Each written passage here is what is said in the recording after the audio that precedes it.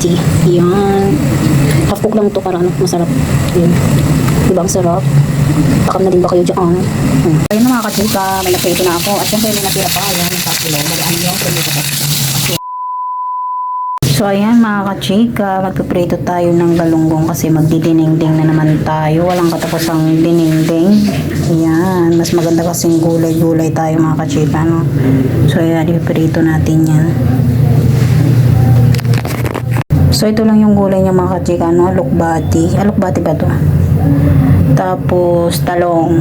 So yan ang lalagyan nating gulay sa dinengdeng. Di ba? Ang sarap. So ayun, magpiprito muna tayo. Update ko kayo mamaya. So ayan, nakapagsayang na rin ng kanin. May natira kaninang tanghali. So ayan, pinaibabaw ko na lang kasi sayang naman. So ayan, kanin namin. Magpiprito na tayo. So ito na yung kawali. Mahiwagang kawali. So ayan, lakasan lang natin yung apoy niya. So ayan, maglagay tayo ng mantika.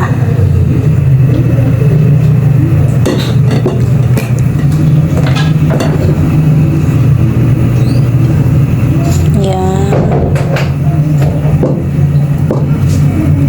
dagdagan natin ko konti. Painitin muna natin para hindi didikit yung galunggong sa kawali pag binaligtad. I-shake lang natin. Ganyan. Painitin lang muna natin mga kachika. Ayan. May aso.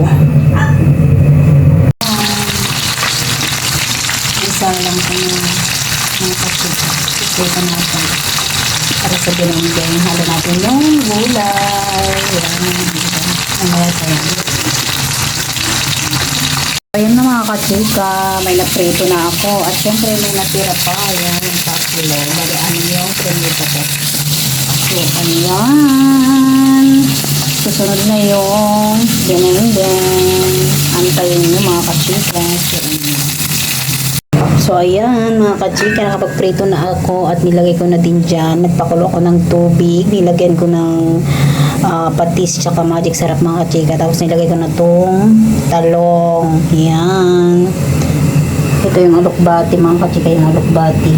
Hindi ko pa ilalagay din mamaya pa yan. Lutuin muna natin tong talong. So ayan mga kachika, antayin yung maluto. So ayan, balikan natin yung niluluto natin. Tignan natin kung luto na yung talong. Ayan, para habayan ang labo. Para may lagay na natin yung alokbati. So ayan, okay na siya mga kachika. Lagyan na natin tong alokbati. Ayan, half cook lang to para ano, masarap. Ayan, diba ang sarap? Takam na din ba kayo dyan?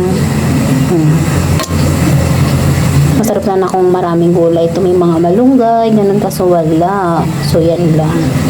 Pakuluan lang natin yung mga kachika. So yummy.